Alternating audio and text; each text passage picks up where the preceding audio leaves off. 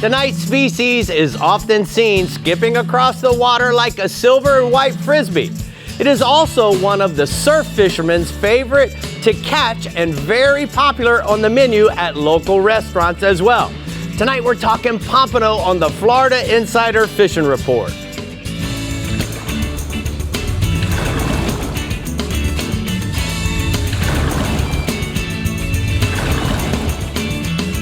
Welcome to the Florida Insider Fishing Report, presented by Yamaha. Hello and welcome back to the Florida Insider Fishing Report. Fall is finally here, which means we're talking about catching some pompano. But Rick, it's finally time to announce who won your beautiful Chevy hot rod we've been talking about all season. You're absolutely right, Bree. You know, we brought in Brian Gorski from CCA Florida, and he's here. He's brought some tickets, and we're gonna pull the winning ticket pretty soon here. Oh, that's exciting. All right, and Dave Farrell is also ready over at the CCA workbench, aren't you, Dave? I'm ready. I'm a little upset though because I know that my name's not any of those tickets over there. Oh, how do you know that? Because I didn't buy one this time. Oh, no. Well, I'm a little upset. It could be me. It's all right. It could be you, Bree. It could be me. All right. Well, we can't wait to see who that lucky person will be later in the show. But right now, let's begin our pompano quest in the Northeast region with Captain Tommy Derringer. How you doing, Tommy? Doing great. Maybe it'll be me. I'm hoping it's me. It could be you. It could be. Bree and Rick, Dave, you know, guys, we have an awesome pompano fishery here on the Albee Sidecast Reels Northeast region.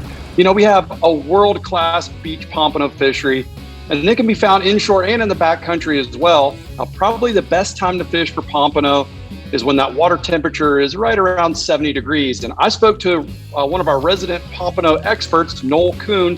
He tells me that late September through November is going to be a great time to target pompano, as well again in the early spring months. But you know what? You can catch them year round. I've caught them in the middle of winter and the middle of summer. Noel says some of his favorite places to target them early in the season is in Fernandina Beach, Little Talbot, and Huguenot. You know, he says that those fish are going to linger a little north of the St. Johns River until that water temperature gets right around that 70-degree mark, and then they'll move south. And he says where you're going to cast your rig is probably going to be one of the more important aspects to catching those fish. Now, you should cast on the beach to different spots to figure out where they're feeding. First, maybe cast close to just past the first drop off. Then next, hit the deeper part of the trough just before the sandbar, and then right on top of the bar where the waves are crashing. You know, that's going to be stirring up the bait. That's always a good spot. And then lastly, you know, all the way across that sandbar out to the deeper water. And that way you really cover the whole area. And guys, as you know, the Albee Sidecast setup is going to make doing all that stuff really easy. You can cast that thing a mile. Now, live or dead shrimp works great, but a live sand flea is probably going to be the best thing going. And you know, these days, anglers are having great success using a fish bite strip bait in a variety of colors. And I've got a photo here. Noel Kuhn sent me a photo of himself and a couple of buddies with a really nice haul that they caught using fish bites there on the beach. There's some nice pompano there. Those certainly are, bub. All right, what else we got inshore? Rick, man, I got to end the season talking about my favorite fish, you know, the redfish. You know, we have all kinds of really cool stuff happening over the next couple of months when it comes to the redfish. We have some great flood tides coming up, and the bull reds are going to be schooled up and they'll be spawning as well. You know, this weekend we have an early morning first of incoming tide, and the redfish have been up super shallow chasing some small mullet and shrimp. Now, if you can time it just right as the tide turns and starts to come back in, you're going to find fish backing on the edges of the ICW and in the backs of some of the bigger creeks throughout the region. I've talked about the Saltwater Assassin Elite Shiner a lot lately, and that's my go-to lure for those super skinny water fish. That's one of my favorite colors that you're holding there, Rick. You know, paired with the Saltwater Assassin weighted weedless hook, it's just really hard to beat. Now, it also works really well for those higher than normal tides that we have right now. It's going to glide through the grass, be really weedless. And you know what? Speaking of grass bass, as I like to call them, I've got another photo here. This is our buddy Maria Lupe Lopez with a nice redfish that she sight fished in the grass with me last week on the Maverick HPX using one of those Saltwater Assassin Elite Shiners. Now, moving offshore, you know, we've got a great mixed bag of snappers happening offshore this week. I spoke to a couple of our offshore captains. You know, they tell me they've been catching some big mangrove, mutton, and vermilion snappers from about 100 feet and deeper east of St. Augustine. Now, live or frozen baits have both been working well. Along with the snappers, there's also some big amberjacks, as well as some nice sized triggerfish in those same depths.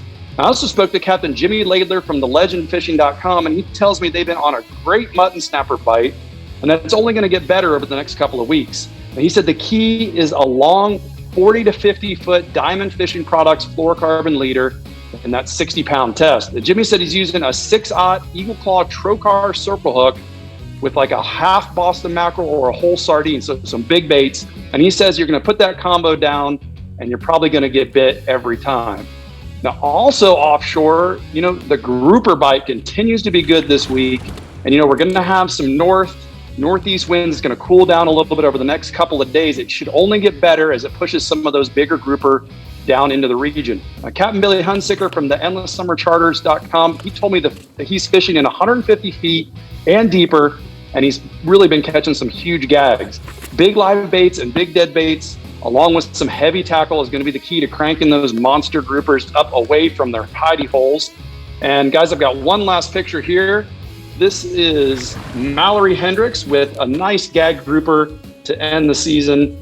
And guys, I hope everybody has a great off season and catches a bunch of fish and has a lot of fun out there on the water. Thank you so much, Tommy, for all your hard work this week as well as this year. And we'll be talking to you soon. We appreciate all those cool pictures, dude. All right, we're going to go ahead and take a look at the strike zone northeast hotspots. Tommy says inshore, the bull redfish at all the area inlets and the bigger bridges fish around the slack tide with live mullet, cut mullet, or some crab. And then offshore, groupers in 140 foot plus depths and a good mixed bag of snappers from 100 foot plus throughout the whole region, Brie. All right, Rick, in the Fish Bites East region, pompano are just starting to migrate into the area, so it's a good time to start gathering your sand fleas for a winter to catch the big uns. Tell us more, Mike. You're pretty dialed in on those things, Brie. Well, I've helped. Well, so we're starting to see that first push of pompano. That'll ramp up as the winds shift from a southeasterly prevailing wind to a northeaster prevailing wind when we start getting a little more cooler water and a little more surf pushing into the area. The best pompano action in my region is from November through April. But the first fish that show up tend to be like mixed sizes with a lot of small fish in that mix and then a few 4 or 5 pound fish in the mix. Places like Blue Heron Beach in St. Lucie County, Tiger Shores and Hope Sound Beach in Martin County, Juneau Beach and the Palm Beach County piers, they're all going to start seeing good numbers of pompano pretty much any day now as these fronts start pushing through. In the surf, you can target the pompano with sand fleas, either live or frozen. And I like to add a strip of fish bites, either clam or crab strip, in that chartreuse or orange color, even a pink color. Just a little something in case the crabs eat the sand flea off. You still have a bait on there. You can also use a Fish Bites Easy Flea and do really well. If you're going to fish them on the inside and off the piers, you want to target them with your standard Pompano Jig or a Pompano Spoon with a strip of Fish Bite Shrimp in the brighter colors. And the average pompano region is going to be like 1 to 3 pounds, but some of these early fish will be up to 5 pounds. The other thing we got going on in the region, the high tides that we're getting on the back of the full moon, they had the snook on the move along the shorelines and seawalls, pretty much spread them out all over the flat, so you want to stay close to shore. There's a good push of larger mullet to the north of me, almost down through Vero and into Fort Pierce, so we should see that. The majority of mullet that we're seeing right now are those smaller finger mullet, and we're seeing those push along the shorelines pretty much everywhere throughout the region. All the inlets still have plenty of fish, as does the Fort Pierce Turning Basin, the Roosevelt Bridge, and the seawalls of Hope Sound, and also in the Loxahatchee River, and also the Lantana Bridge has had some good snook fishing the last couple nights. Because the majority of mullet around are small, you want to throw smaller topwater plugs, saltwater assassin dye dappers, 4-inch sea shads, and swimming plugs in that black and gold or black and silver color. This is also a good time to fish a live mullet on a jig head, just throwing it right in the middle of the mullet school or working around the docks for those big fish that are holding on the bottom. On the windy nights, an R&R flare hawk jig is pretty much money on the big snook at the bridges and also around the inlets. The average snook in my region right now is like 5 to 15 pounds, but there's giant fish being caught, fish to 30 pounds in the mix. I have a photo That's Jackson Rankin. He caught that nice snook on a topwater plug. Look how clean that fish is. You can tell that's an inlet fish. Yeah, absolutely beautiful. All right, let's talk about some good fishing offshore. What do you got, bub? Well, it's been the summer kingfish in my region. The only downside is that the fish are kind of spread out and are not in big schools. So it's hard to just go out and get on a school of fish and whack a bunch of them and have a bunch of action. It's more like, onesie twosies, one here, one there. But if you move around, it's pretty easy to get your limit. The fish are all over the reefs in 110 to 150 feet of water off Palm Beach County. They're on the 6 and 8 mile reef off Martin County. They're on the sand pile, the offshore bar in Fort Pierce, all the way up to Bethel Shoals. On the west wind days, those fish are coming into the beach to chase mullet. So the Kingfish Hole off Hope Sound, the doubles off Fort Pierce, and the Vero Cove have some really big kings on them on those west wind days. The keys to find the bait schools, whether that's Spanish sardines or threadfin, whatever cigar minnows are showing up offshore as well. And anytime you're drifting or slow trolling, you want to look at your depth finder, because if you go over those bait schools, that's when you're getting the bite. You just want to mark that spot. You can run right back and drift through it again and get bit again. Live or dead Spanish sardines, threadfins, blue runners, and mullet are going to be your top baits. It's really easy just to throw your net and load up a mullet, run out there. Average kingfish in my region is going to be like 10 to 15 pounds. And then the other offshore bite, the deepwater grouper bite, kind of came out of nowhere this week and fired up with a good mixture of black, gag, and snowy grouper. They've been taken in 120 to 220 feet of water, pretty far out deep, The best action has been just inside the Oculina Bank off Fort Pierce and on the 6 mile and 8 mile reefs off Stewart, and then Push Button Hill south of St. Lucie Inlet and on the deeper wrecks throughout the region. Those big grouper, they like big baits. So you want to target the fish with a live threadfin, a goggle eye, a blue runner, a bunker or a pogie. Even an 8 to 10 inch mullet will work on them right now. You can also use a jigging spoon. If you go that way, you want to go to like 12 or 12 to 20 ounce jigging spoon. The current's been pretty strong offshore, so you want to make sure you can get down to them. The average group in my region is like 10 to 20 pounds right now. I got a photo of a big gag right there. That's John Fogelman with a 42-pound gag he caught in 180 feet of water off Fort Pierce, and that fish ate a live pinfish. Quickly on the bass, you got 30 seconds, bub. Okay, the bass fish on the Okeechobee's been inconsistent. The dawn bite's the best thing going. The water level's over 15 feet. That spreads the fish out.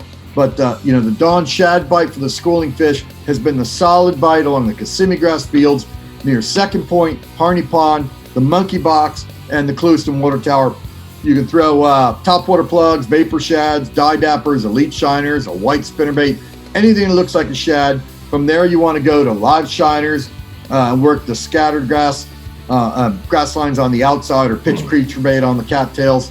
Fish are 1 to 3 pounds, up to 6 or 7 pounds in the mix. All right, great report, Mike. Thank you so much for all your work this year. We're going to go ahead and take a look at the T&H Marine hotspots from the East region. He says inshore snook at the St. Lucie Power Plant fish the intake and the outflow with thread fins and sardines, and then offshore blackfin tunas, dolphin, skipjack tunas, and occasional wahoo in 180 to 280 feet of water off Sloan's Curve. Slow troll live pilchards or mullet. All right, we're making long casts into the Discover Crystal River Northwest region coming right up. But first, Dave has all the equipment at the CCA workbench for making long casts for rigs and techniques. Don't you, Dave? I do. I brought a whole cart full, actually. A giant beach cart full of stuff. A plethora. A nice. Looks like a moon cart. It does. With them big wheels. Yeah, we got some long casters on there, too. Like Get out there and catch them pompanos. Fun day to me. All right, we'll be back.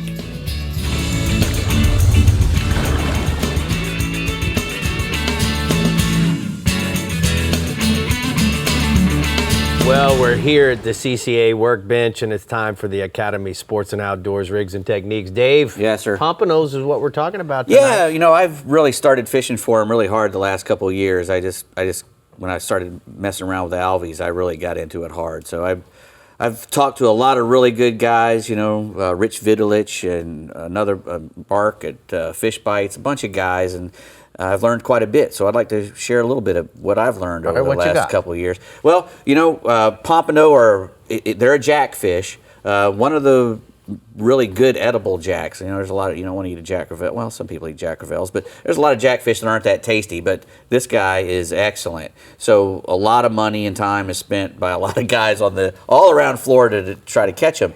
And, you know, they like to eat crustaceans, shrimp, crabs, little coquina clams, which, you know, is why a lot of this stuff is colored pink, because sand flea eggs are pink, and those little coquina clams are pink that you find in the surf. So a lot of the stuff that we use is pink or bright colors, because as a jackfish, he's cruising that surf line in schools of like between 5 and 60 fish, you know, and they're schooling and going up and down that surf and eating all the stuff that's getting pounded up by the surf. Right. So you're kind of wanting to find surf that is moving, active surf, but you don't want it to be so big and busting that it's making the water muddy. Right. You know, you want to have good, clear, they like clean, clear water. It can be turbid water as long as it's clear. You know what I mean? Yeah, it's got sand suspended in it, but it doesn't turn muddy. Right. And that's the kind of water that you're really looking for. If you can find that, you know, really green clean edge. Yeah, a nice green tropical looking water,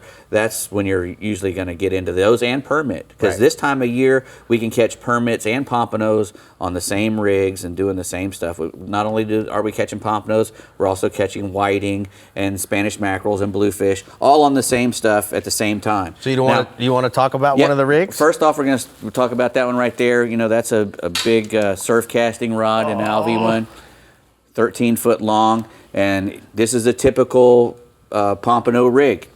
Double dropper, nice floats on here. These are to get the attention of the fish and keep your bait up off the bottom. A good Sputnik weight at the end of the rig, which, you know, any kind of weight will work, but that Sputnik really gets a dig into the sand and puts a bend in your rod so that you can see bites. You know, a lot of times, you know, a little pompano or something will get on there, and if it's not a big enough fish, if you don't have your rod tight, you're not going to see the bite. So when we cast these out, we want this whole rig, which is about a 20-pound or 30-pound fluoro is what you want to use for your rigs if you're going to build them yourself. This is a commercial bought rig that I bought, but you can make sure you put nice swivels on the rigs. I always have a diamond swivel, a snap swivel on here, right? Because it's got a really good swivel in it, and not only that, when I build rigs, I put another swivel in my rig, because the last thing you want is anything spinning up on the beach. Yeah. So putting those swivels on there really keeps that from happening. That's a lot of rod, but I can't believe how light that Alvi rod is. The reel is too, and that's one of the good things about them. You can cast them a long way. Now you see, I got a lot of jigs and stuff up here. Mm-hmm. When the fish move into the inshore waters, you know, a lot of times the guys running up and down the intercoastal will skip fish, and what that means is when they're running up the intercoastal, the fish will be jumping out the water and skipping across the top, and you'll spin around and throw little jigs like this back there. And nice fish bites on there. Is there a certain way you like to jig it? I like to let it sink all the way to the bottom, and then just little hops, trying to keep it close to the bottom, actually. Okay. And not only will those jigs with the quills work, even a gotcha will work if you're out on the beach side. And if you know, a lot of times when I've got lines out with the bait on it, the shrimp or the sand fleas or the clams, I'll have another Alvi spinning reel, and I'll go out there and I'll throw the little jigs in the surf while I'm waiting on a bite. A lot of times you don't have to wait that long, but because you're usually fighting something else, croakers or whatever. But it's endless. I learn you can go on every time over here, Brie. Every time. Endless. Good job, Dave. Dave's a wealth of information, yes, for sure. He is. All right, the Discover Crystal River Northwest region is getting pumped for some pompano season, so let's get into some details with Captain Jeff Hageman. Go for it, Jeff. We've got them, and they love current, like Dave was just talking about. In our region, mostly found around beaches, the grass flats, passes, bridges is another place people catch a lot of them at. And the power plants, in the winter months, all those fish get congregated in those power plant outflow canals. So that's another great place to catch them. Best time to catch them on the beaches, first thing in the morning, late afternoon, when all that boat traffic is at its lowest point, is when you're going to find them the most condensed and fish pushed up to the surf. Yellow and white, like he was just talking about, and pink and white. Goofy jigs work really well, tipped with shrimp or fish bites, slowly bounced across the bottom. Sand fleas on pompano rigs or surf rigs work really good on our beaches, and those are probably our two most popular baits. And most of our fish average anywhere from 1 to 3 pounds. Staying inshore, Captain Mario Costello of Tall Tales Charters out of Plantation Inn on Crystal River reports a good good redfish bite around the Mangrove Islands and Keys from Crystal River to the Chaz. He's working the Mangrove Islands that are active with mullet schools and around points and coves that have overhanging mangrove branches. He uses live mud minnows on an 1/8-ounce jig head when the schools are up tight to the mangroves. When they start pushing out away from the mangroves, he's using a free-line pinfish. And the fish right now are mostly averaging mid-slot in about 22 to 25 inches with a few overslot fish mixed in. And I've got a photo here, the pictures of Mike Boyles and his sons with a triple hookup. Nice. Love seeing the boys out. It sure is. Framer. What else you got this week, Hag? Moving offshore, Captain Rob Davenport, Big Nasty Charters out of St. Pete, reports gags in 180 to 250 feet of water. Live pinfish has been his go-to, but he also said threadfin herring tipped with a little bit of squid is also a good choice. 80 to 100 pound fluorocarbon leader, 10-ounce weight, 7 to 8-aught circle hook. If you want to target those larger gags, you want to step up your leader, step up your weight, and move those large live baits. There's still a bunch of great big gags out there. And also, if you're a deep drop guy, remember September 18th, Queen Snapper, Blackfin Snapper, Yellow Eye Snapper, etc. closes. So I've got a photo here of a nice gag caught with Captain Rob. Nice. All right, what else? Anything? Captain Rob Davenport again. Scamp bite's been really good in that same area I was talking about with the gag grouper. He's downsizing his leader, 60 to 80 pound fluorocarbon leader, 6 to 8 ounces of lead, and a 6 to 8-aught circle hook. Live bait's been the key, and I've got a beautiful scamp photo. I love those scamps. They are beautiful fish. They sure are good and to they eat, eat good too. Oh, man. All right, Bub, thank you so much. We'll talk to you soon. We're going to go ahead and take a look. Gonna miss you guys. Yeah, we'll miss you too. All right, we're going to take a look at the Ozella Key Marina hotspots from the Northwest region. He says inshore, snook on the beaches and passes use pinfish, grunts for bait. And then offshore, mangrove snappers can be found on the high relief structure in 25 feet of water and out.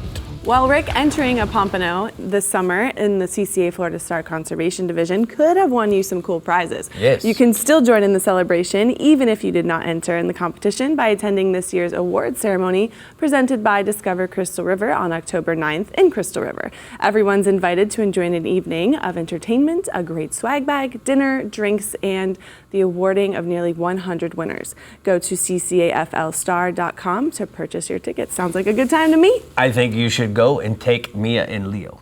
I think that sounds crazy. I'm not used to 2 kids yet. Let me get there. All right, the Real Legends Southwest and Central East regions are in our sights next. Plus, we are talking to our friend from Maverick Boat Group, so stay hooked and we'll be right back.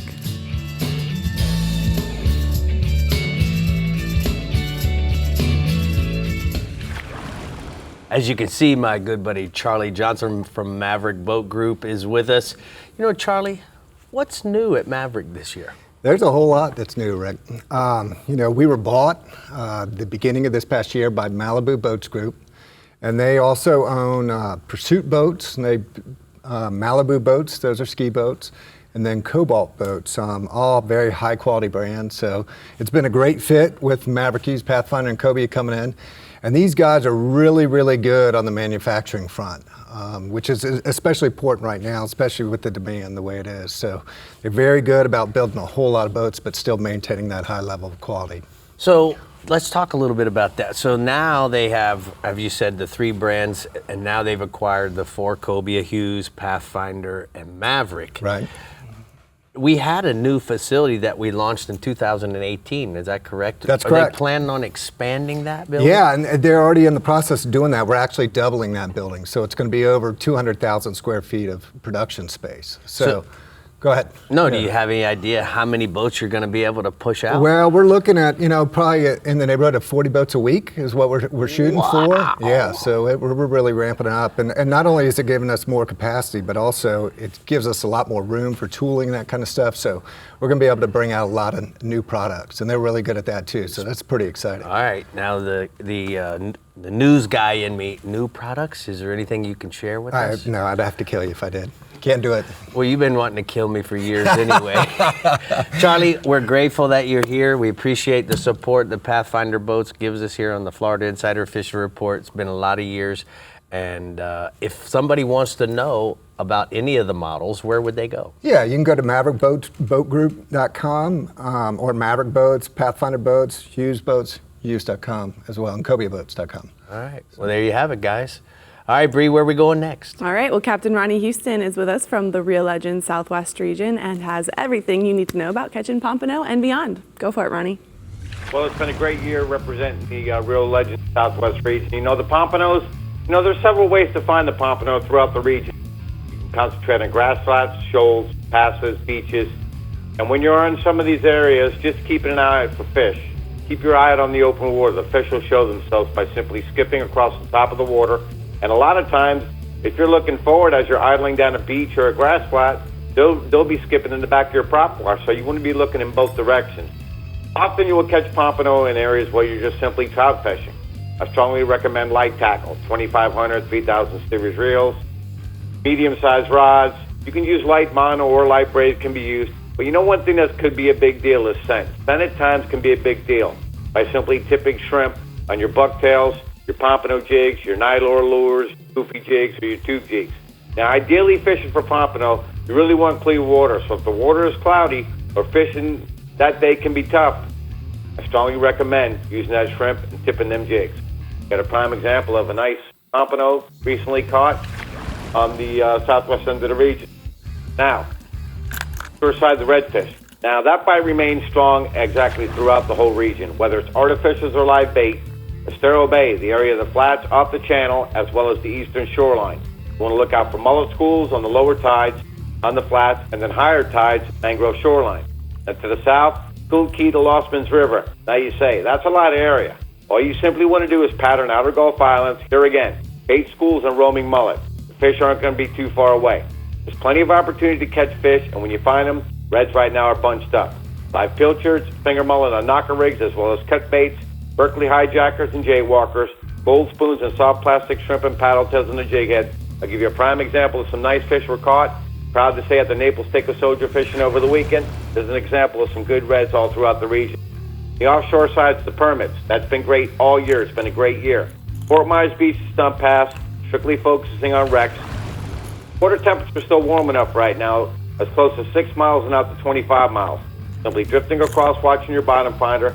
Obviously, with live crabs, those are the best baits at different depths in the water column. But also looking to sight fish them.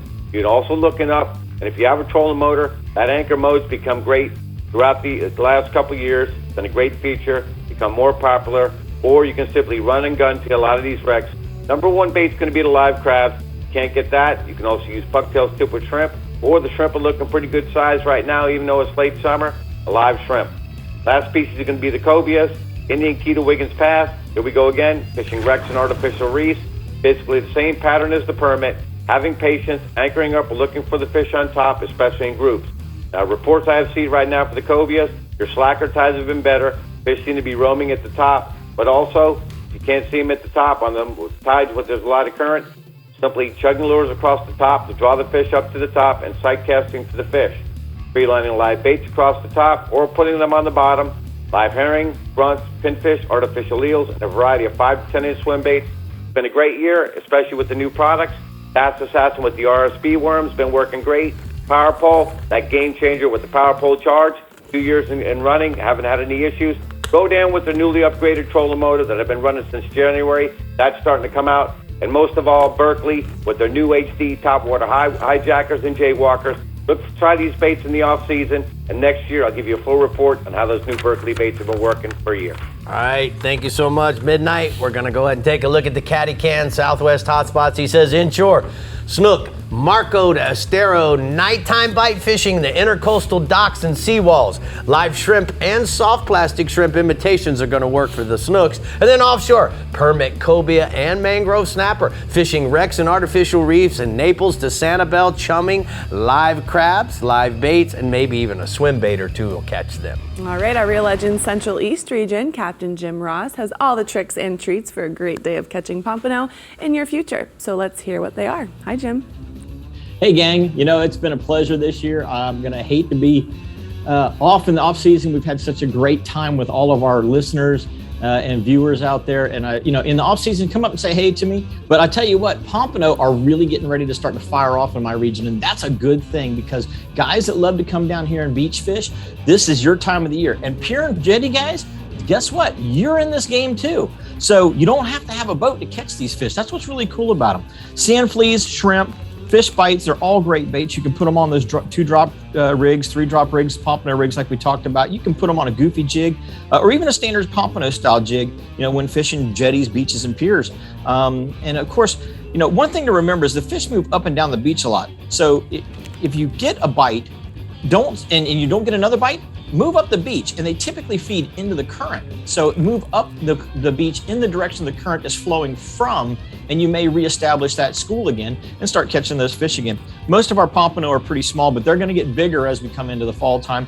Really looking forward to that because these are great eating fish. And most of our fish right now are 1 to 2 pounds, but you never know. You can catch a 4 or 5 pounder, and I've got a picture here of one we caught just this week. This is the first one we've had in a while. That one hit a live shrimp at the Port Canaveral jetty. Now, speckled trout is my second species. And of course, anglers are catching them in the Mosquito Lagoon, the Indian River, the Banana River. You're gonna find them holding all around the mullet pods and tight to the shorelines at this time, as long as you're not where an outflow occurs. If you've got an outflow coming from fresh water, like these afternoon rains, get away from those. You're gonna find more tarpon, snook than you're gonna find trout there. But a 4-inch saltwater assassin sea shad tail rigged on a 1/8 ounce jig head is the solid lure. I mean, anywhere you go, you're going to catch throughout my region. And the mullet, the gray ghost, and the Houdini colors are working best. So Pardon Island to Cucumber Island and Mosquito Lagoon. Pelican Island is also a good place to fish. Black Point, Mullet Creek, and Snag Harbor down in the south end of the region. Or if you're over in the Banana River, Horty Point, the flat just outside of Patrick Air Force Base, or actually it's called Space Force Base now. And of course, the Thousand Island area. Most of our trout are 1 to 2 pounds, but we're getting some bigger fish up to about 5 pounds right now. And I've got one here that Chris caught the other day with me in the Indian River that hit a nice topwater plug. Nice. So that's about an average size fish. Looking good. Now, snook right now, snook bite's been really solid. Now they're feeding at the change of the tide, and they're feeding about midway on the outgoing tide. That's what they've been doing this week. So hopefully that pattern continues for you guys into the weekend. They're striking just about any kind of live bait that you can imagine. But right now, big mullet, I mean really big mullet, 10, 12-inch mullet are helping you catch those bigger fish. They're also eating croakers, maharas, and live shrimp. Now in the New Smyrna area, the docks and mangroves are holding good numbers of fish still. We've had that bite going on for quite some time. And most of those fish are less than 28 inches, but you'll get a few slot fish right in there. And then of course, in the Real Legends Central East region, all the inlets right now have snook in them. Fish them on the jetties, and we talked about that. Go back and watch last week's show about how to fish a jetty in my segment of the report, and because those fish are going to move around. But nighttime bite right now, solid for the artificials, especially swim baits. Most of our snook in the inlets are running 29 to 40 inches. And then I've got another picture here. This is Vince with a typical snook that you're going to catch at one of our inlets right now. Sebastian, Ponce, or Canaveral. They're all good, solid fish. And then my last species is grouper. And we've got gags, we've got scamps, and we've got red grouper. And the larger reefs right now and the high relief structures in 150 to 240 feet are where you're gonna find them. Grunt plugs, sardines, live bait fish are all great. And of course, remember, this season is gonna get better as we get into the cooler months. We start getting some of those big 30, 35 pound fish. And you can catch them on flutter jigs, vertical speed jigs, all kinds of stuff that you can get down to the bottom as long as the current's not too bad. And I want to mention, we're doing a Release the East segment this coming week with Brian Gorski and the CCA. So look for those guys and gals to start putting some redfish back into the Central East region after we catch some of these breeder fish for them to take to the Duke Laboratory and then bring back over here with those little fingerlings. Yep, that's a good report, bud. Thank you so much for updating us on that. The Duke Energy guys through the Mariculture Center. Brie, we're doing mangrove restoration, growing mangroves now, growing East Coast redfish. We're growing trout, and we're growing redfish for the Gulf Coast. Join CCA, guys. Join CCA. It's a solid organization. Absolutely. And that was a solid report, my friend. Thanks, we're going to go ahead and take a look at the Rodan Marine System hotspots from the Central East region. Old Jimmy says, inshore, look along the surf, especially near the inlet jetties or piers where the mullet are being crushed by snook, jacks, redfish, and more. Use live mullet on a 5-0 to 7-0 circle hook, and then offshore, a mixed bag of triggerfish, snappers, groupers on the reefs in 120 to 220 feet of water. Use cut or live sardines on a standard bottom rig. Well, Rick, we've been rocking our Reel Legends all season long. Certainly Looking have. pretty darn good. Tonight's no exception. Tonight's no exception, and we just want to make sure you check out the vast assortment of Reel Legends Real Tech Performance shirts at reallegends.com. All of the styles are pretty darn good looking. Yes, I have to say so myself. Yeah. I mean, look how good looking it makes me. Okay, that's a good example. I'll go with that. All right, we're taking a look into the Startron Central West region and getting closer to finding out who our winner is for the CCA truck giveaway. But first, Dave is showing us some new products at the CCA workbench. Rick's got some issues. Yes, Dave. Yes, I am. All right. This is the biggest Alvy spinning reel, just brand new. Big giant one. Spanking new. Yes. Super shiny. We'll be right back.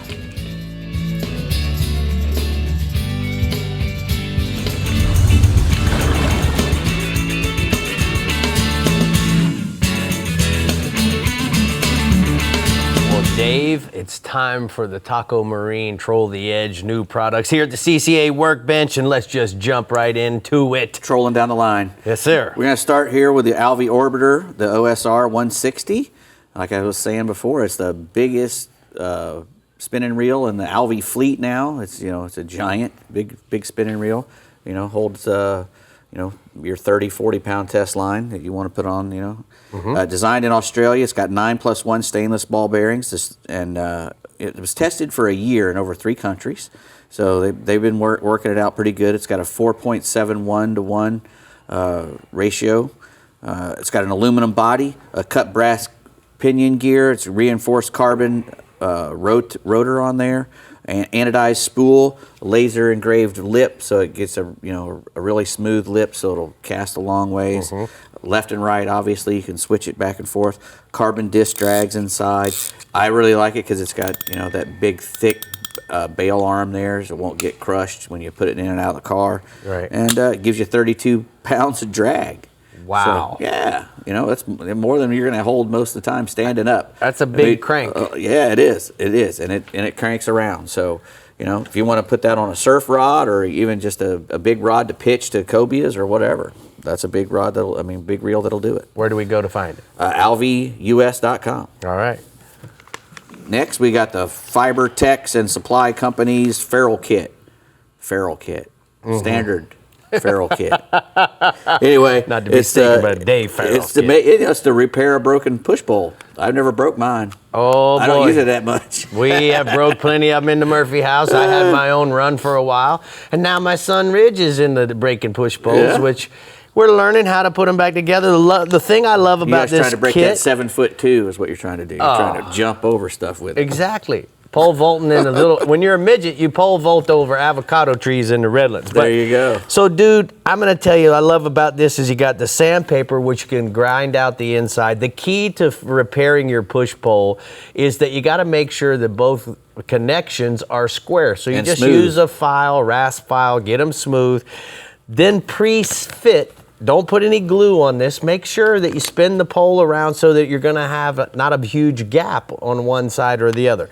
The thing that's great about this is Stiffy gives you a line. So you're going to put glue after you mix up the 2-part epoxy that it comes in the kit.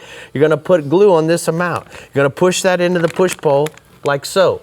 I take a pair of pliers, grip down here, slide on the other piece, and then remove the pliers. That way this thing only moves a ½ inch or so as you glue it together. The key is push it up against something solid, put a brick, put some bungee cords so that it doesn't expand, because with the air inside, it's going to want to separate. Yeah. So make sure you put something on each end to keep it from going. Where do we find that, Dave? At fibertexandsupply.com. All right. That's We where know you what get this that. is. Yes, sir. It's blue juice, baby. That's right. The StarTron small engine formula right there. And, it keeps fuel fresh and stabilized. One treatment will last for 2 years. And if you got bad gas, you put that in and it'll rejuvenate it. It's perfect for smaller tanks, like on generators and mowers and whatever that sits around for a long time. Yeah, it's good killer for premix as well. Diesel, anything. It'll work in anything that runs on any kind of fuel. Chainsaw, blowers, weed eaters, you name it. Exactly. Put that in there. Starbright.com. 11 ounces, 48 gallons. Startron.com. Exactly, Startron.com. All right, tell me about this Bull Bay. Last but not least here, we got the Bull Bay rod, Banshee Saltwater Series rods. These were made for inshore. They won the ICAST Best Saltwater rods here this past year. They're the fastest rod series ever made by Bull Bay. You got a really fast tip. So extra fast tips on all of them. And they got new sizes all the way from 6 foot 8 inches all the way to 7 foot 10 inches, a big long rod, made for casting. They'll cast a long way. They got these custom reel seats here, double locking reel seats. Really nice color with the olive green and the sand there. Just a really nice looking rod.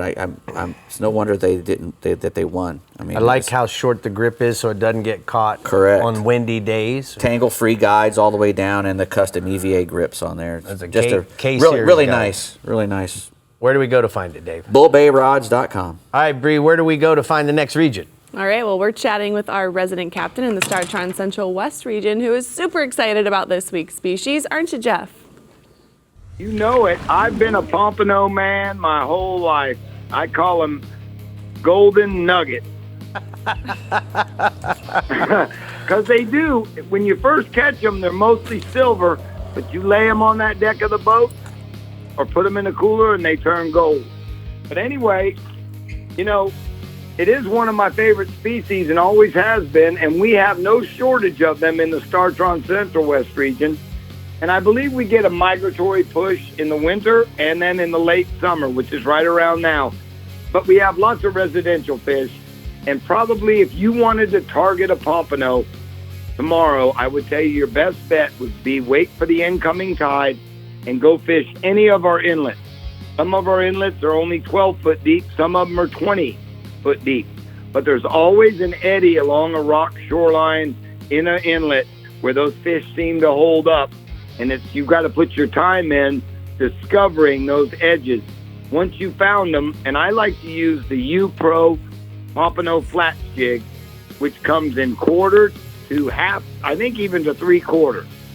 But for your inlet fishing, half ounce is probably perfect. Because most of the time you're going to be dealing with 12 to 16 foot of water. And it's not like you even need to cast it. Pretty much just drop it down to the bottom and then just short little hops. And every now and then maybe open up the bail and let it out again. Now you're going to get other species, but that pompano, if he's in the inlet, he's going to hit them. Another way we catch them is while we're running along the flat out in the bay. Sometimes they'll skip off the side of your boat or off the back of your boat. I don't recommend spinning around if you skip one, but if you skip 5 or 6 or 10 or 20, I would turn the boat around, get a 1/4 ounce to 3/8 ounce flats jigs, and cast those in all the adjacent sand holes and edges. And you're going to pick them up, especially if they're schooled up. Live bait, it's tough to not use a sand flea. I'm sure Dave has covered that. And live shrimp works real well, and even fiddler crabs work real well. So there's lots of different ways you can catch them. The neat thing is they're delicious table fare. And I've got a couple photos tonight. The first one is of our friend of the show, Shaw Grigsby, who actually fished with me today with a nice pompano he caught this past winter. And then my second photo is I zoomed in on another fish with that flat jig. That's about a 5-pounder. That's a nice one. Big flat jig. All right, let's keep rolling, bub. We're getting behind. All right, rolling inshore gag grouper, Rick. Probably been the best season I've known in a long time. A lot of guys are trolling the intercoastal and rock edges and rubble of the Skyway with lip plugs that get down anywhere from 12 to 20 feet. But what I've been doing is fishing shorelines with lots of rock and rubble on it. And I've been doing real well power poling down in 6 to 8 feet of water, spraying out some live pilchards and watching for the blow up, and then casting a live pinfish. And I like to hook him in his rear end so he'll swim down that first time. And I've been using, 25, 30-pound fluorocarbon leader with a 4-0 or a 3-0 Trocar circle hook. And I've got a photo tonight of longtime client Dr. Vance Askins with a 29-incher he got the other day with me. Now moving offshore, we're going to stay with the red grouper, cousin to the gag grouper, and it's just been so good all summer. I figured I'd close out the year with it. I think the hurricane that we had go by pushed a lot of them in shallower because they're catching them in as shallow as 90 to 110 feet. Frozen sardine, pinfish, standard bottom rig. Got a photo tonight, and I know you're going to like this, Rick, because your wife said it looked like Bam Bam. But it's Billy Nobles out of Ruskin and all his crew, and looks like a yellow lab in the picture, too. Yep. All right, tell me about the My Mangrove last Snapper. species of the season, Mangrove Snapper. The Mangrove Snapper bite has been just as good all summer long, and Captain Billy Nobles said it's been scoring well in 60 feet of water, and he's been using a mix-up of cut-up shiners or live shrimp. And my last photo is of a happy young angler. They caught that nice snapper with Kaylin O'Lear, the Flying Hawaiian out of Stump Pass. And I just want to thank everybody that's part of our show, Nicole and all the producers and Jeff Barnes and everybody, and especially you and Brie and Dave, Rick, because you guys got to answer the bell every week. All right, great picture of that little man wearing his Real Legends. Love it. We're going to go ahead and take a look at the Daiquiri deck hotspots from the Startron Central West region inshore. Lots of redfish holding on the outer bars of Turtle and Bull Bay. And then cork pinfish or pilchards are your best bet for that. And then offshore, solid gag groupers holding on the ledges and hard bottom areas and 70 to 90 feet of water off of Anna Maria. Used live pinfish on her standard bottom rig, Brie. He was so cute. That smile was. warms my heart. You know why he had a smile? Because he had a snapper I know, in his hand. I know, He you had know dinner. that. Oh. All right, make sure you tune in because this guy, Rick, is taking over Diamond Fishing Instagram page. He will be live on September 28th at 7 p.m. What are you talking about? It's a secret, right? It is a secret. It's a big secret. All right, we've got our R&R Tackle Southeast and Alto Equipment Keys region captains ready to give us your weekend reports right after this short break. So practice those long casts, and we'll be right back.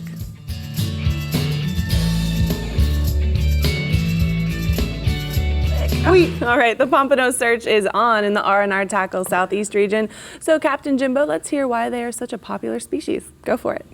You got it, Brie. Hello, Rick and Dave. Yep, Florida Pompano, they're definitely one of the most sought-after fish of boat, pier, beach, and surf fishermen throughout the Southeast region. Now, they start to show up around October, generally hang around through late March. Standard tackle is light spinning, bait casting, or fly fishing outfit rigged with light leaders, small hooks, and live or artificial baits. Most common baits, definitely a fresh or dead sand flea. Other popular baits are clams, shrimp, small crabs, along with pompano jigs in yellow or white, small spoons, goofy jigs, and small shrimp or crab pattern flies. One of the best rigs for natural baits is a pompano or fish finder rig, which is a 2 or 3 hook rig that has the weight at the bottom. And it's a good idea to put different baits on each hook, try to figure out what they're eating. And you can catch sand fleas at any of the beaches throughout the region using a sand flea rake. Now, the beach and pier fishing is best when there are some seas or some waves stirring up the bottom, which exposes all that bait that they like to eat, the small crab, shrimp, and sand fleas. And another great time to catch pompano is when the mullet are migrating along the coast, which is starting right now. Now, the pompano will follow under those mullet schools, eating the bait that gets stirred up as those big schools of mullet are swimming towards the south. And they'll also move into the inlets and bays. They can be found feeding around the jetties and around the edges of grass flats and sandbars. The best bite is definitely when the water is murky in the bays as well. And the average size is 1 to 3 pounds with fish up to 5 pounds, not uncommon. And then inshore, there's been a lot of bait moving south, like we're talking about, both off the beaches and the intercoastal waterway. And they've been mostly schools of mullet and pilchards And behind all this bait has been quite a few hungry fish, especially big snook. Now, you want to bring your cast net along, get some live baits for the well, or you can sabiki in with some R&R sabikis and get some baits for the live well. And you want to fish those live baits on the outskirts of the bait schools where your distressed bait will be an easy target for those big snook. Also following all of that bait has been tarpon, jacks, sharks, and barracudas, and you could probably catch a pompano under those schools of mullet. Now, offshore, there's been enough dolphin around to make a trip out deep worthwhile. Just about anything floating has been holding dolphin in the 5 to 10 pound range, so they're getting a little better size. Most of the floaters that we are finding have been anywhere from 300 feet of water on out to 1,200 feet or even deeper. And there have also been some birds working over the top of some of those floaters, pointing them out for us. Now, we're catching them on trolled ballyhoo, small lures, and feathers. Once we locate those fish, we've been casting small live baits like pilchards or small blue runners, or you can use cup bonita or ballyhoo and cast that to them. And I got a photo here. This is Liam Walters with a beautiful 29-pound bull dolphin caught aboard Roger Ward's new Sportfish Man o' War with Captain Brett Dudas. Nice. Let's do this. Yeah, it is. There's been a couple big ones caught, so they're out there. And then we've got some kingfish starting to show up along the edge of the Gulf Stream, anywhere from 90 to 150 feet of water. In the south end of the region, we're only getting a few king bites, but to the north around Hillsborough and Boynton Inlets, the bite has been a lot better. Fishing with live pilchards, herrings, and goggle eyes, you want to fish them under the kite, or you can drift or slow troll those live baits. Or you can troll the planer with the pink sea witch and a bonita strip combo. That's also been getting bites.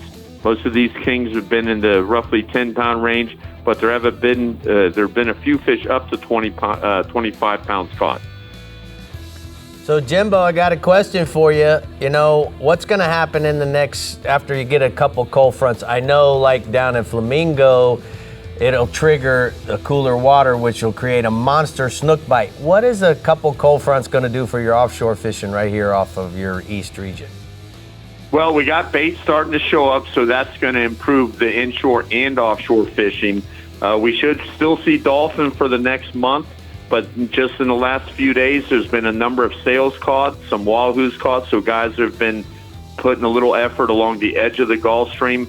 But the more bait that shows up as that water starts to cool, it's only going to get better and better for the reef and the offshore and the inshore. All right, there we have it from our man, Jimbo from the Thomas Flyer. Thank you so much for your effort this year, Jimbo. We're going to go and take a look at the southeast hotspots inshore. Look for the snook and the tarpon feeding on the schools of bait and fish the outside edges of them with live and artificial baits. And then offshore, look for the dolphin hanging around any floating debris.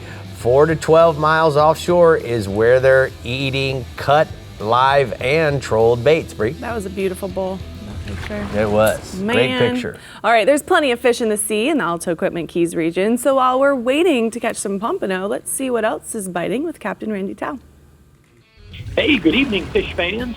You know, here in the Alta Equipment region, our pompano fishing is usually done in the wintertime, especially when those cold fronts start happening and we get the cooler weather in the backcountry. You know, a lot of our fish are caught along the edges of some of the flats and channels, and it's not very, it's not uncommon to be running along and see a pompano skipping your wake, which is always interesting when I see that.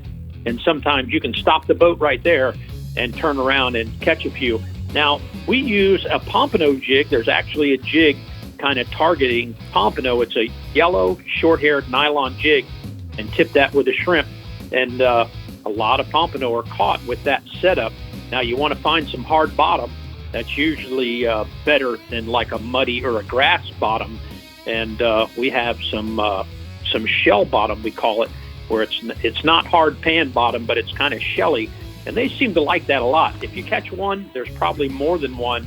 And that's certainly how we do it in the backcountry here. We don't catch a lot of them, but it's something we do in the wintertime, especially when the weather's on the cooler side, and it can be pretty productive. So that's right around the corner, coming up late fall, and certainly that January, February time for us. Now, talking about some species here, we talk about the Grand Slam, and the Flats Grand Slam consists of 3 fish: the slimy bonefish, the cool tarpon, and the elusive permit. And these 3 fish, usually you'll have a condition to favor 1 or 2, but to favor all 3 is kind of hard. And that means you've got to have the tide, you got to have conditions to go find these things. And it's really a challenge, and there's guys that do it on a regular basis, like Captain Mark Croca. He's extremely good at it, one of the best here in the Keys. He's caught over 1,000 Grand Slams. And it's an accomplishment for an angler, too, because you're putting yourself in 3 different positions to target these things. And, there's a lot of ways to do it. Guys catch them with bait generally, shrimp or a crab for your permit, same with your bonefish. And then the tarpon, usually a live bait. And some guys do it on fly, which is really a big accomplishment as well. And we've got them all in the Upper Keys. We've got them in the Lower Keys and also Key West area. I was talking to Captain Pablo Rodriguez with Slam Time Charters at a Marathon just the other day, and he sent me these 3 photos of Nick Farstad with his first Grand Slam he caught fishing with Pablo. Nice. Congrats. Nice. That's Look at that awesome. happy smile. Bet he caught the tarpon last. With the way he was smiling. All right, dude. What else you got for us? Let's go offshore. We talked about African pompano quite a bit this year, and it seems like there's been plenty around, especially on those offshore reefs and a lot of the wrecks. So guys have been, I think, fishing for other fish, whether it's grouper, snapper, and they're coming up with some nice African pompanos. We've had them up here in Alamorada and the Upper Keys, and they've had them down in Marathon as well. A pretty strong bite down there, but a pretty good fish to eat, but a great fish to catch. They fight extremely hard, and when you hook one of these, you've got something different on the line. And I was talking to Captain Jack Carlson with Big Time Bait and Tackle at a Marathon. He runs the 2 Conch Charters operation down there, and this was a photo of one of his captains with a nice African they caught a few days ago. Oh, nice. so pretty. All right, what else you got for us offshore? One of my favorite fish to catch is a swordfish, whether you catch them daytime or nighttime. It's always been very, very passionate fish of mine growing up as a kid catching them, and they're still catching them today, mostly during the day. 1,500 to 1,700 feet seems to be a pretty consistent depth. One thing you want to keep in mind is you want to be able to cover ground, so you want some current, so you've got a good drift, and sometimes that'll favor an inshore or offshore drift. So be aware of your depth, where you start and where you're going, so you can spend more time in that optimal depth, whatever it may be, maybe 1,550, maybe 1,600. But a fresh bonita belly or a dolphin strip, a dolphin belly, anything like that, a fresh bait seems to be a lot better if you can get it. Not always, and we get bait from the tackle shop. But if you got a fresh bait, it's going to produce usually a little bit better. And you want to watch your rod tip. That's one of the key signs when you're daytime sword fishing. You want to make sure your line and your rod are vertical, and it's just a subtle tap on the end of the rod, and that means you've got a customer, so you want to pay attention. Captain Brian Cohn, who has his charter boat, the Contagious, at a Robbie's Marina, he's our dolphin expert, but every now and then he's got to mix it up. And he did the other day with his angler Bob and Walter catching this nice swordfish with Brian. All right, good job. Thank you, Bub. We're going to go take a look at the hot spots from the Florida Keys region. Randy says inshore redfish fish the low incoming tide in the morning and look for the cruising fish in the grass during the middle of the day. Make sure you cast every pothole that you might see for those redfish. And then offshore, swordfish fish between 1,500 and 1,700 feet of water, and make sure that your line is vertical. Watch that rod tip very closely for a little subtle bite, but then make sure that you have fresh bait. Emphasis That's definitely a key. on the subtle part too. It's just a little. It's just a yeah. Get excited, anglers, because when we return, we're getting a sneak peek into your Garmin Panhandle Region Weekend Bite. Plus, we'll be finding out who the winner of the CCA Hot Rod giveaway is. What? Stay tuned. It's time. Woo! Can't wait. We'll be back. The Florida Insider Fishing Report is brought to you by Yamaha. Reliability starts here. Fenwick. The Florida Keys and Key West. Come as you are. The IGFA, Fish for the World. Noble Air Charters, raising the bar yet again. Sportsman's Adventures with Captain Rick Murphy, fishing for adventure. Real Legends, everything you need to live life local. And Taco Marine, troll the edge.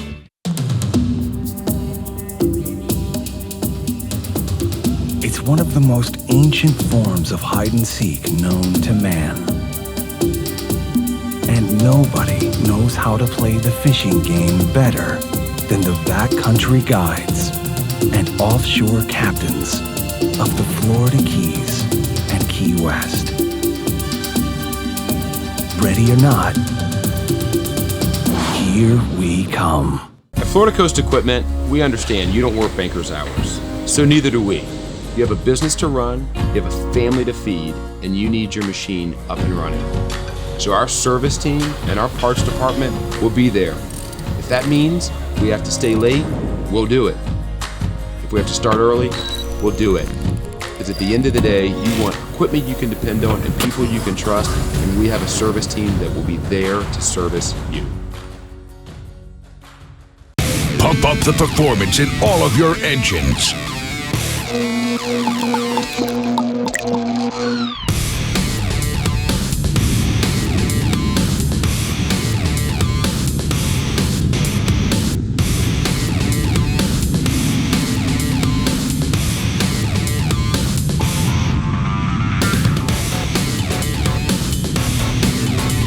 Kick your gas into gear with StarTron.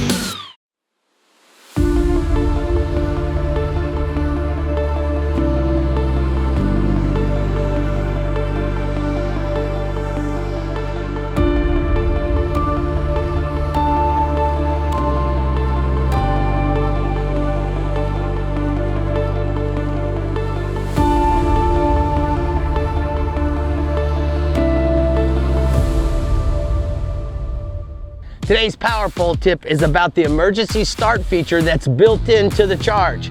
Now let me explain how this works, guys. You know, we're fishing hard all day long, running our trolling motor, running obviously all of our electronics, live well pumps, and a variety of different other things. And unfortunately, we're not paying attention to how much voltage we're really using. So the one thing that the charge does with this emergency start feature is it gives me peace of mind knowing that all I have to do is go into the Sea Monster app, click on the emergency start feature, and now it'll start drawing all of the amperage out of the trolling motor and putting it into the engine battery. So it'll allow me to replenish the engine battery so that when I turn the key, I have the necessary volts to get me home, which gives me that peace of mind. Now remember, on my way home, the charge is going to be replenishing both the trolling motor battery as well as the cranking battery. So if you have any questions, go to powerpole.com, and that's today's Power Pole tip of the week. So it's that time in the show. Brian Gorski, the executive director of CCA Florida, is with me. We've been talking about giving away this 1952 Chevy 5-window pickup truck, a collector's item. I've had it since 2016. Brian, how many tickets did we sell? Over 7,000 tickets, Rick. 7,000 tickets. Congratulations. So we do have the 4 semi-finalists. How did we arrive at 4 semi-finalists? We do. So what we did, Rick, is yesterday at the CCA headquarters in Orlando, we got the drum full of over 7,000 tickets. We stirred them up over and over and over again, and then we had 4 separate people draw 1 ticket. So let's say hello to our semi-finalists. So who do we have? We've got Todd Tinsley from Palm Harbor. Yeah. We got Jared Scheckner from St. Petersburg. How you doing? Phil Wiley from Bel Air. Right. How's it going? And Corey Kane from West Palm Beach. All right, guys, well, good luck. I'm going to draw the envelope here. Brian, you're going to mix up the deck here. Good luck to everybody. I want you to know if you don't win the truck, we are going to be sending you a CCA family pack of cool stuff. I'm going to go in the middle. Am I opening it or are you opening it? You can open it. Okay, here we go. I'm shaking like a leaf. Your baby's fixing to go bye-bye. Roll run, please. All right, here we go. You wrapped it up here so it's all wrapped up. Nobody knows what ticket's in which. How about Jarrett from St. Pete, you are the winner of the Jarrett Scheckner. 1952. Thank you very much. Oh my God. This is awesome. Congratulations, Thank you guys. Jarrett. Oh man. Oh man. Tell you what, This is yesterday when I awesome. talked to Jared, he was so excited. I think it was you, Jared, that texted me back and was like, I know you told me what time and what I needed to do, and what day, but I can't remember because I was so excited. So. It was true, man. I barely slept last night. It was unbelievable. Well, I love it so much. Thank you guys. Congratulations. My family's going to be enjoying this truck for sure. All right, congratulations. And Brian will be in touch on how he can get you the truck.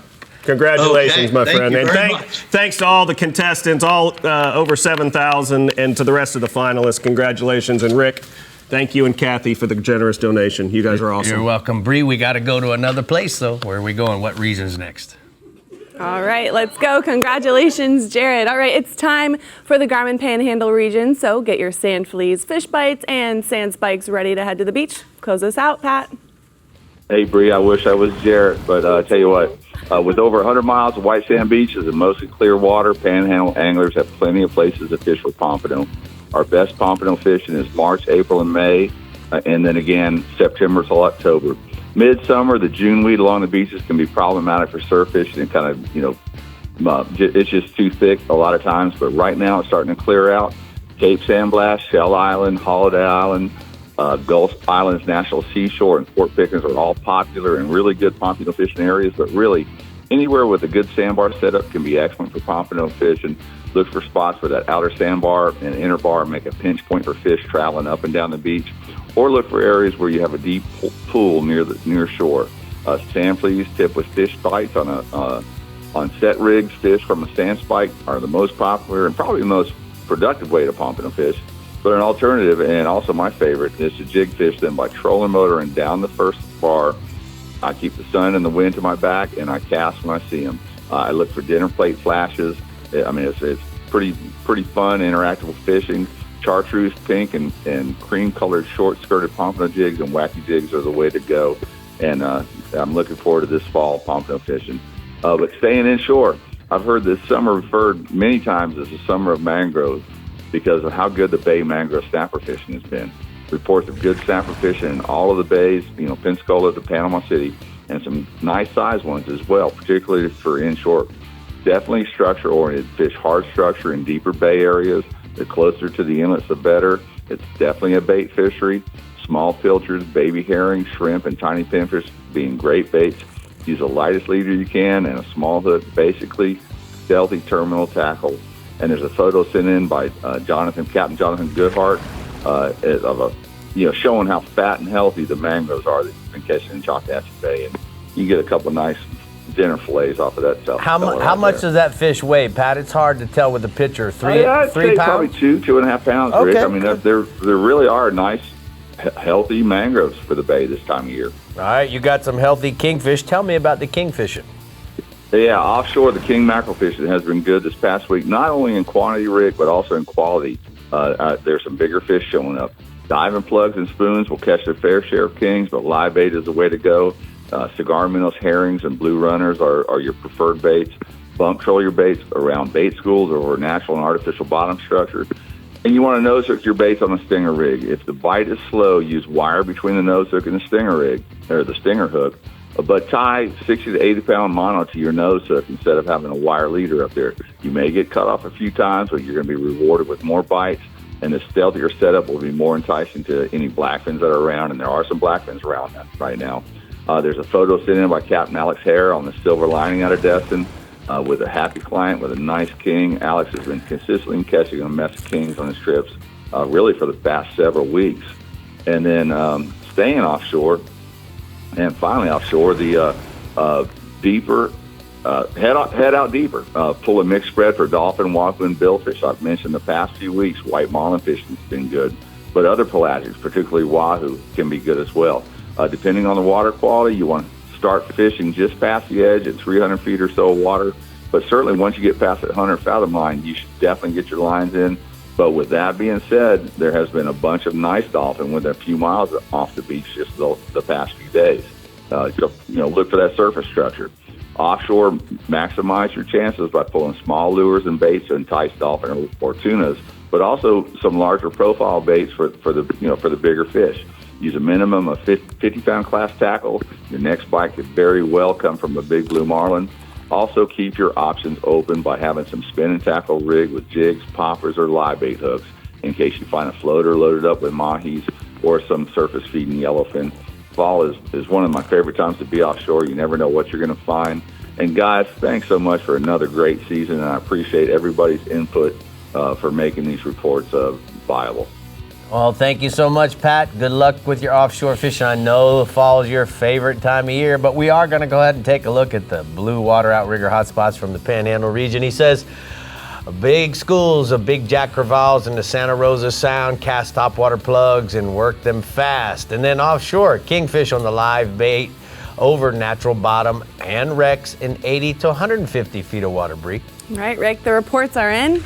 Rick's Hot Rod has a new home, and we are closing out another season, but stay with us and we'll tell you what we're up to over the next couple months. Oh, he's crying. No, he's not. He's out of his trucks. He's going to Jared. It's going to a good home. Yeah, and I gotta, And you got room for a new toy. Exactly. All right, we'll be back. Well, guys, it's been a great season. We will be back in April of 2022. We want to thank all of our fans for watching the show, all of our sponsors, of course. You can keep up with us on YouTube and just check out our social medias. Gentlemen, I know you've got a lot going on over the next couple months until we come back. Absolutely. We'll be filming Sportsman's Adventures. Yes, You'll be raising babies. And Dave. I'm open. Give me a call. Thanks for tuning in, guys. We'll see you next year. Bye. Woo! Bye.